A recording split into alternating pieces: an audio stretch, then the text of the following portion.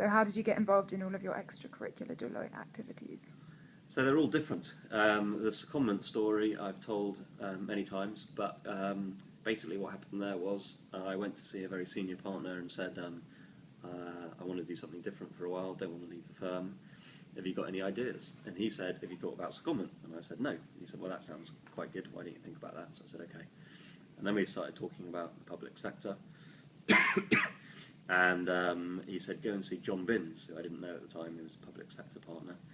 And I can remember it now. Sort of knocked on John Binns' door, and he didn't know me, I didn't know him. We had a bit of a chat, and I said I was interested in secondment. And he went, that's interesting. And he turned around like this, and he reached the kind of letter on this table behind him. And literally that day, he'd had a letter from the Cabinet Office saying they were looking for secondees. So it was a bit of a stroke of luck and good timing and all that.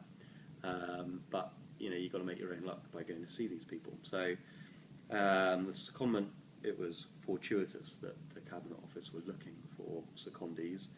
But on the other hand, I kind of made it happen by going to see the right people.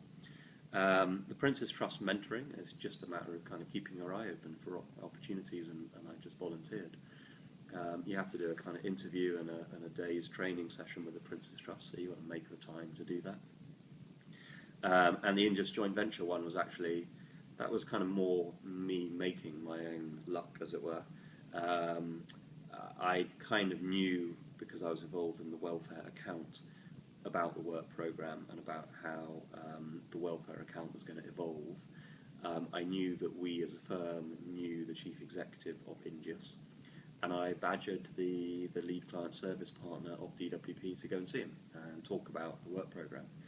And so I was there in the very first meeting with John Fotheringham, who was the LCSP, and me, and this guy called Dean James, who is still the chief exec of Ingeus.